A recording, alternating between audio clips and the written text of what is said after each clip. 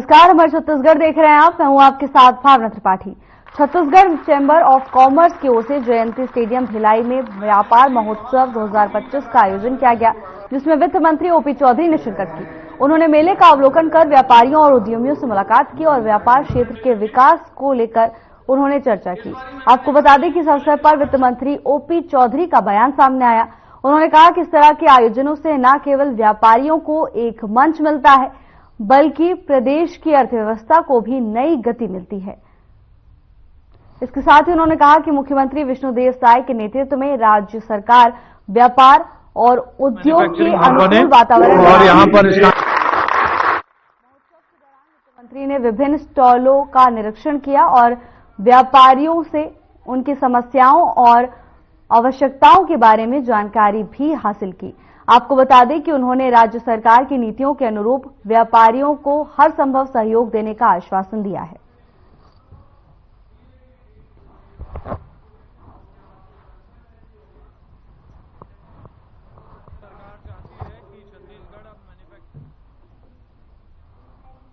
रोजगार मिले, इसीलिए लगभग 11 प्रकार की सब्सिडी। आप इन्वेस्ट करेंगे तो उसका पैसा भी आपको वापस मिलेगा, बैंक से लोन लेंगे तो उसका पैसा भी वापस मिलेगा, आपका माल ट्रांसपोर्ट होगा तो उसका पैसा मिलेगा, टैक्स बढ़ाएंगे तो उसका पैसा मिलेगा, स्टैंप ड्यूटी देंगे तो सरकार उसका पैसा देगी, कंसल्टेंसी अगर आप लेते हैं किसी से तो उसकी फीस का पैसा भी सरकार देगी। ऐसे करके 11 सब्सिडीज हैं और बहुत ही ऐतिहासिक प्रोविजन इस बार सरकार ने किए हैं। मुझे लगता है कि छत्तीसगढ़ को इस औद्योगिक नीति से बड़ी ऊंचाई मिलेगी। मैं रियली बहुत हैप्पी फील कर रहा था जब मैं इसको पढ़ रहा था। कहते हैं बेहतर से बेहतर की तरह। मुख्यमंत्री विष्णुदेव साय ने महासमुंद में आयोजित स्वामित्व कार्ड वितरण कार्यक्रम में 25 भू स्वामियों को स्वामित्व कार्ड प्रदान कर बधाई और शुभकामनाएं दी। मुख्यमंत्री ने इस मौके पर लाभार्थियों को हार पहनाकर उनका अभिनंदन किया। इस अवसर पर हितग्राहियों के चेहरे खुशी से दमक उठे और उन्होंने प्रधानमंत्री नरेंद्र मोदी और मुख्यमंत्री विष्णुदेव साय का आभार व्यक्त किया। लाभार्थियों ने एक स्वर में इस अभिनव योजना को ग्रामीण विकास के लिए क्रांतिकारी बताया। देखिए हमारी खास रिपोर्ट।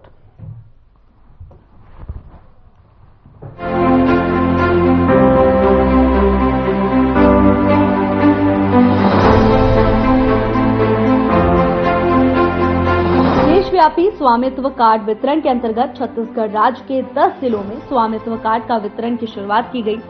मुख्यमंत्री विष्णुदेव साय ने महासमुंद जिले में 128 गांवों के 10,850 लोगों को स्वामित्व कार्ड का वितरण का शुभारंभ किया। इसी तरह कोरबा जिले में उप मुख्यमंत्री अरुण साव की मौजूदगी में आयोजित कार्यक्रम में 9,000, दुर्ग जिले में उप मुख्यमंत्री विजय शर्मा ने 10,325, राजनांदगांव जिले में वन मंत्री केदार कश्यप ने 548, धमतरी जिले में खाद्य मंत्री दयालदास बघेल ने 12,716 स्वामित्व कार्डों का वितरण कर इसकी विधिवत शुरुआत की। इसी प्रकार बलौदा बाजार भाटापारा जिले में स्वास्थ्य मंत्री श्याम बिहारी जायसवाल ने 5,841, अंबिकापुर जिले में वित्त मंत्री ओपी चौधरी ने 471, सूरजपुर जिले में महिला एवं बाल विकास मंत्री लक्ष्मी राजवाड़े ने 478, बलरामपुर रामानुजगंज जिले में कृषि मंत्री रामविचार नेताम ने 757, कबीरधाम जिले में उद्योग मंत्री श्री लखनलाल देवांगन ने 7,025 स्वामित्व कार्डों का वितरण कर कार्यक्रम का शुभारंभ किया। आज कितना बड़े काम हो थे, जैसे हमारे प्रधानमंत्री जी के नारा है, सबका साथ, सबका विकास, सबका विश्वास और सबका प्रयास। और ये देश में जब से प्रधानमंत्री नरेंद्र मोदी जी बनी हैं, आज 11 साल से ऊपर होगी, ये तीसरा बार प्रधानमंत्री बनी हैं। और एक बार मोर सौभाग्य 2014 से 2019 तक उमन के साथ में राज्य मंत्री के रूप में काम करे के भी सौभाग्य मिली से, तो शुरू से ही वो हमारे देश के गांव, गरीब, किसान, मजदूर सबके लिए काम करत हैं। सबसे पहला 5 साल में गरीब मन के लिए शौचालय निर्माण के काम, हमार माता मन के लिए उज्ज्वला योजना में गैस सिलेंडर देने के काम, जनधन खाता खोले के काम, ये सब गरीब मन के लिए प्रधानमंत्री आवास देने के काम, घर घर बिजली पहुंचाए के काम, घर घर नल द्वारा पानी पहुंचाए के काम, ये सब काम गरीब मन के लिए हमारे प्रधानमंत्री जी करीन है, सबके विकास के लिए काम करीन है। तो आज एक और विकास के कड़ी ओमन जोड़ीन है। हमार पूरे देश में जो गांवों में विशेषकर आप सबला मालूम है कि आबादी प्लाट में पूरा गांव बसे है, कई पीढ़ी ले बसे है, लेकिन ओमन के वो जमीन के स्वामित्व नहीं रही से, कोई अधिकार ओमन के बनत नहीं रही से, और एक कारण से कई तरह के विवाद होए, परेशानी होए ओमनला। तो आज वो परेशानी से मुक्त कराई नहीं, और आज स्वामित्व मिले से ओमनला कितना लाभ हो ही, ओकर से लोन निकाल सकी, कोई तरह के झगड़ा झंझट से बाँची। मकान बनाकर रह रहे थे, लेकिन उसका कोई उनके पास अधिकार नहीं था, स्वामित्व कार्ड नहीं था। इसकी वजह से उनको परेशानी होती थी, कई बार विवाद की स्थिति भी बनती थी, और उससे कोई लोन वोन भी नहीं निकाल सकते थे। लेकिन अब उनको स्वामित्व कार्ड मिल रहा है, तो उसके वो वास्तव में मालिक हो रहे हैं, और उसके एवज में वो बैंकों से लोन भी ले पाएंगे। और आज हमारा सौभाग्य कि हम महासमुंद जिले में यहाँ पर इस स्वामित्व कार्ड वितरण कार्यक्रम में आए। साथ में हमारे प्रदेश के राजस्व मंत्री श्री टंकराम वर्मा जी भी, इस क्षेत्र की सांसद महोदया रूप कुमारी चौधरी, दोनों हमारे विधायक और हमारे सभी संगठन के लोग उपस्थिति में आज यहाँ 128 गांव महासमुंद के और उनके 10,850 लोगों को आज स्वामित्व कार्ड का वितरण हो रहा है। उनको हम बहुत बहुत बधाई देते हैं, और निश्चित रूप से स्वामित्व कार्ड बनने से उनकी आर्थिक तरक्की होगी, हर तरह से परेशानी से भी वो बचेंगे। अब देखिए सुलझेगा, इस तरह की कोई नई बात तो है नहीं। अपनी बात को रखने के लिए लोग आंदोलन करते हैं, और बिल्कुल उसके लिए सरकार चिंता कर रही है, और निश्चित रूप से समस्या का समाधान होगा। कहाँ रहती है? मैं वार्ड नंबर 7 के भी वर्तमान पार्षद 4 बार बन चुकी हूँ। पार्षदी करना वहाँ पर भी बनना है, वहाँ पर तो नहीं, नगर पालिका है तो अध्यक्ष के लिए दावेदारी की है। अच्छा, पार्टी जाती है या समझते हैं तो पार्टी की अगर क्यों 4 बार जब है सामान्य आरक्षण हुआ है, इसीलिए अगर लगाई हूँ तो उन्होंने कह दिया सामान्य में पिछड़ा वर्ग को देंगे करके, अगर देंगे तो मैं प्रबल दावेदार। फिर अगर नहीं मतलब आपका 4 बार का कार्यकाल ठीक नहीं रहा,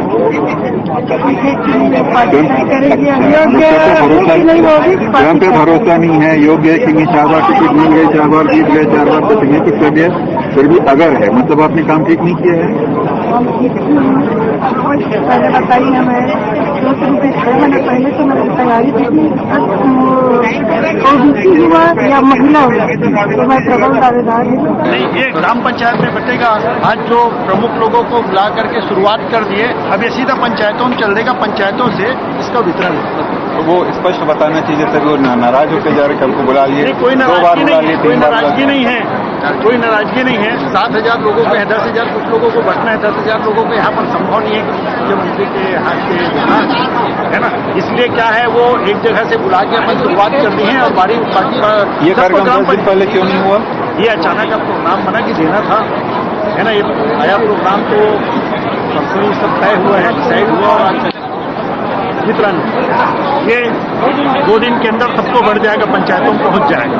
महासमुंद जिले के ग्राम परसठी के इंदरमन धूरव, बुधारू साहू और सखाराम ध्रुव सहित कई हितग्राहियों ने वर्षों से स्वामित्व अधिकार का इंतजार किया था। इंदरमन ध्रुव ने बताया कि 23 साल से वो अपने मकान में निवास कर रहे थे, लेकिन स्वामित्व अधिकार के अभाव में कई योजनाओं का लाभ नहीं ले पाए। उन्होंने कहा कि अब मेरे परिवार के लिए ये किसी उपहार से कम नहीं है। स्वामित्व योजना के तहत ड्रोन सर्वेक्षण तकनीक का उपयोग करके ग्रामीण नागरिकों को उनकी संपत्ति के मालिकाना दस्तावेज प्रदान किए जा रहे हैं। ग्रामीण नागरिक इन दस्तावेजों को इस्तेमाल कर बैंकों के माध्यम से ऋण प्राप्त कर सकेंगे। ये योजना आर्थिक आत्मनिर्भरता की दिशा में एक महत्वपूर्ण कदम साबित हो रही है।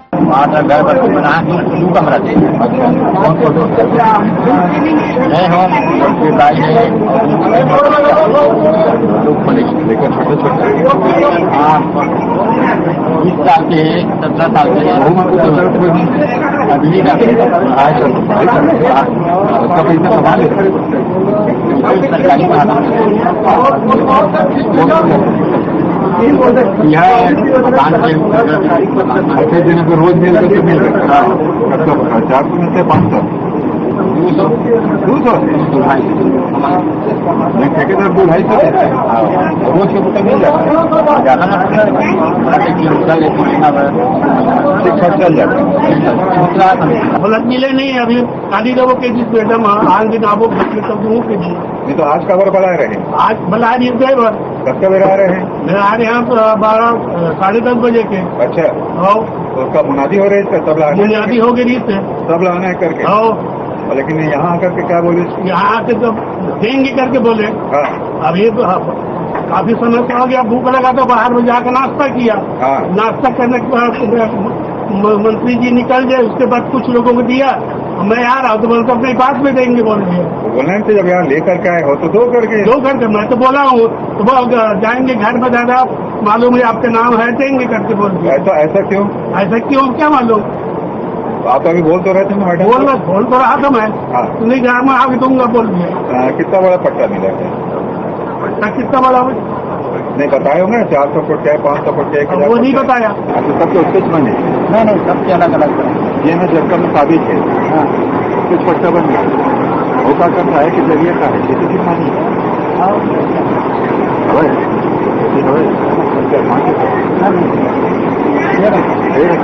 अपन अकेला के वसत करो खा लेते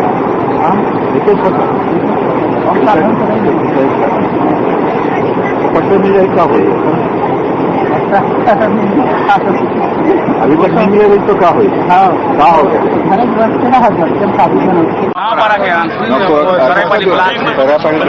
तो मन के नाम भी रही पट्टा मारते तो नाम आगे ही बता दे रहे हैं नहीं उसी गाँव बता रहे हैं इनके नाम आगे तो मन आज झोंके का पर नहीं है तो वहाँ नहीं बड़ा बन के तो पड़े हैं ना कहाँ जाबो बिना जानकारी के हाँ कोनो बतावे नहीं है तो मतलब लेके कौन आए हैं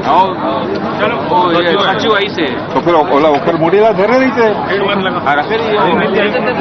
सोचे निमका लौटा था पीछे नहीं रहते का बने तो है सबके नाम तो लिखा है बच्चे गलो बने फिर नहीं तो नाम झोंकना रही तो सब लोग कहाँ बोला पता नहीं होगा नाम आ गए हाँ तो पहले 2 दिन पहले बुलाया हाँ सीएम लगा तो फिर आए सर हाँ रोजी रोटी को छोड़कर आए हैं क्या बोले वही तो बस 2-4 दिया को दे दिया बस तो पूरा तो बने हुए तो लेके जाना रही तो भागे का बार तुम सभी चले गए उधर अधिकारी बुला ही नाम है तो अब बोला ही बोले सब लोग थोड़ी बोला ही का वो तो बुला के दे तो चलते हाँ टेकरे सती बोला ही चाहत तो हूँ करके नाम हर पढ़ी सुने ही नहीं हुई तो नाम पढ़े के एक मतलब है कि तोर बन गए झोंक में जाकर तो झोंक में जाके झोंकस का बनी पटवारी छोड़ दे है नहीं छोड़े गौरतलब है कि देश के अब तक 3.17 लाख गांव में ड्रोन सर्वे पूरा किया गया है और 1.49 लाख गांव के लिए 2.19 करोड़ संपत्ति कार्ड तैयार किए गए हैं। छत्तीसगढ़ के सभी आबादी गांव में ड्रोन सर्वेक्षण पूरा कर लिया गया है और 1384 गांवों में 1.84 लाख संपत्ति कार्ड तैयार किए गए हैं। स्वामित्व योजना का उद्देश्य भूमि अभिलेखों के डिजिटलीकरण के माध्यम से ग्रामीणों को संपत्ति का अधिकार प्रदान करना है। Bureau report.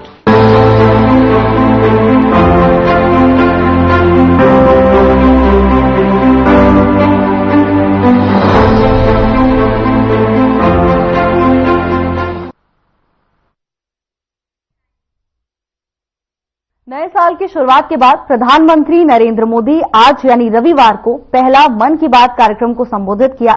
ये इस रेडियो प्रसारण का 118वां एपिसोड है।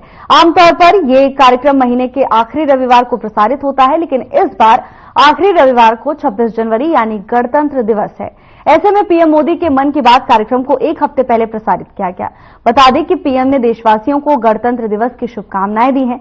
तो वहीं रायपुर में सीएम विष्णुदेव साय ने भी अपने कार्यालय में प्रधानमंत्री नरेंद्र मोदी के मन की बात कार्यक्रम को सुना।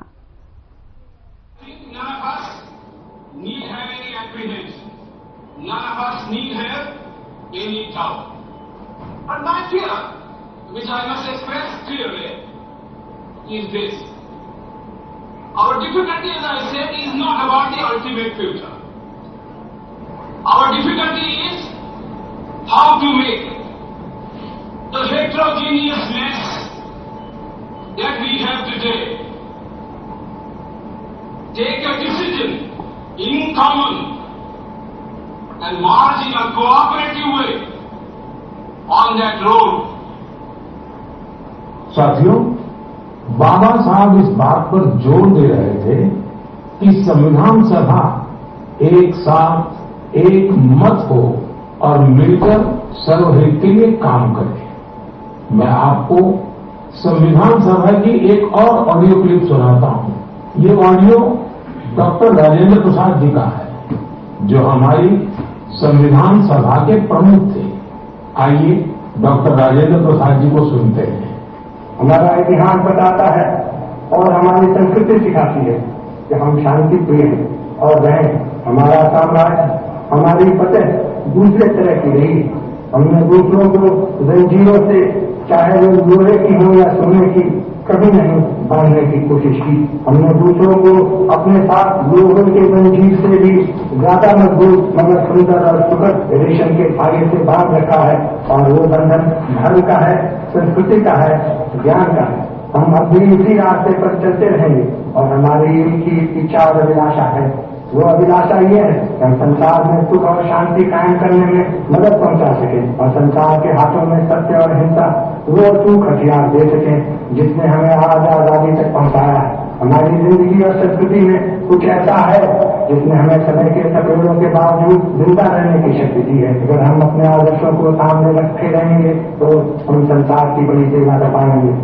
साथियों, डॉक्टर राजेंद्र प्रसाद जी ने मानवीय मूल्यों के प्रति देश की प्रतिबद्धता की बात कही थी।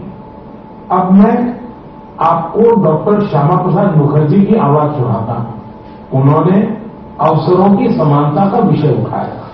डॉक्टर श्यामा प्रसाद मुखर्जी ने कहा था, I hope, sir, that we shall go ahead with our work in spite of all difficulties and thereby help to build that great India. We will be the motherland of not this community, not this class, but of every person, man, woman and child inhabiting this great land with respect for race, class, legal ability. Everyone should have an equal so that he or she can develop himself according to his talent and serve the great motherland of theirs. साथियों, मुझे उम्मीद है आपको भी संविधान सभा की debate से ये ओरिजिनल ऑडियो सुनकर अच्छा लगा होगा। हम देशवासी को इन विचारों से प्रेरणा लेकर ऐसे भारत के निर्माण के लिए काम करना है जिस पर हमारे संविधान निर्माताओं को भी गर्व हो। साथियों, गणतंत्र दिवस से एक दिन पहले 25 जनवरी को नेशनल वोटर्स डे है। ये दिन इसलिए अहम है क्योंकि इस दिन भारतीय निर्वाचन आयोग की स्थापना हुई थी। Election commission. हमारे संविधान निर्माताओं ने संविधान में हमारे चुनाव आयोग को लोकतंत्र में लोगों की भागीदारी को बहुत बड़ा स्थान दिया है। देश में जब 1951-52 में पहली बार चुनाव हुए तो कुछ लोगों को संशय था कि क्या देश का लोकतंत्र जीवित रहेगा, लेकिन हमारे लोकतंत्र ने सारी आशंकाओं को गलत साबित किया। आखिर भारत मदर ऑफ डेमोक्रेसी है। बीते दशकों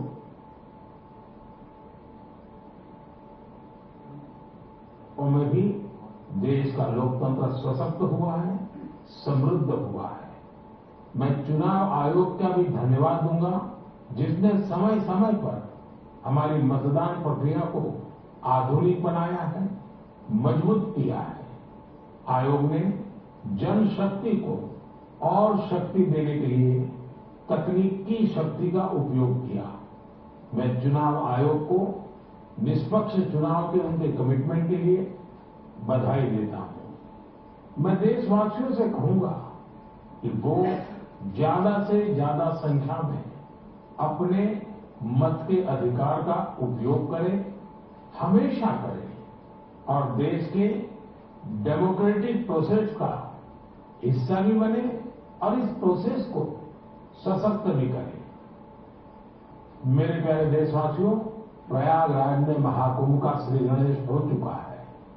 चिरस्मरणीय जन सैलाब, अकल्पनीय दृश्य और समता समरसता का असाधारण संगम। इस बार कुंभ में कई दिव्य योग भी बन रहे हैं। कुंभ का ये उत्सव विविधता में एकता का उत्सव मनाता है। संगम की रेती पर पूरे भारत के, पूरे विश्व के लोग जुटते हैं। हजारों वर्षों से चली आ रही इस परंपरा में कहीं भी कोई भेदभाव नहीं, जातिवाद नहीं। इसमें भारत के दक्षिण से लोग आते हैं, भारत के पूर्व और पश्चिम से लोग आते हैं। कुंभ में गरीब अमीर सब एक हो जाते हैं। सब लोग संगम में डुबकी लगाते हैं, एक साथ भंडारों में भोजन करते हैं, प्रसाद लेते हैं। तभी तो कुंभ एकता का महाकुंभ है। कुंभ का आयोजन हमें ये भी बताता है कि कैसे हमारी परंपराएं पूरे भारत को एक सूत्र में बांधती है। उत्तर से दक्षिण तक मान्यताओं को मानने के तरीके एक जैसे ही हैं।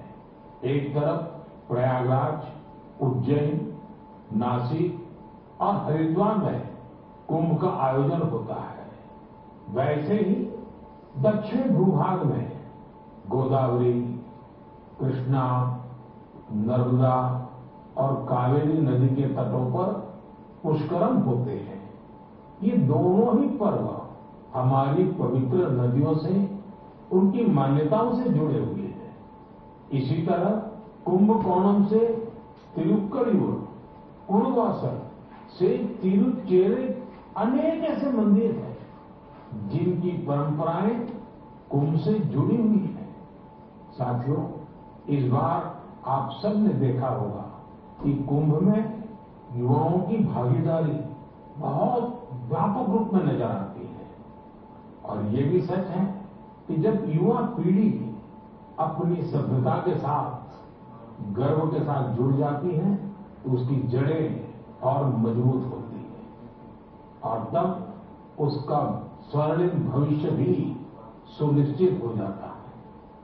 हम इस बार कुंभ के डिजिटल फुटप्रिंट भी इतने बड़े स्केल पर देख रहे हैं। कुंभ की ये वैश्विक लोकप्रियता हर भारतीय के लिए गर्व की बात है। साथियों, कुछ दिन पहले ही पश्चिम बंगाल में गंगा सागर मेले का भी विहंगम आयोजन हुआ है। संक्रांति के पावन अवसर पर इस मेले में पूरी दुनिया से आए लाखों श्रद्धालुओं ने डुबकी लगाई है। कुंभ, पुष्करम और गंगा सागर मेला हमारे ये पर्व हमारे सामाजिक मेलजोल को, सद्भाव को, एकता को बढ़ाने वाले पर्व है। ये पर्व भारत के लोगों को भारत की परंपराओं से जोड़ते हैं।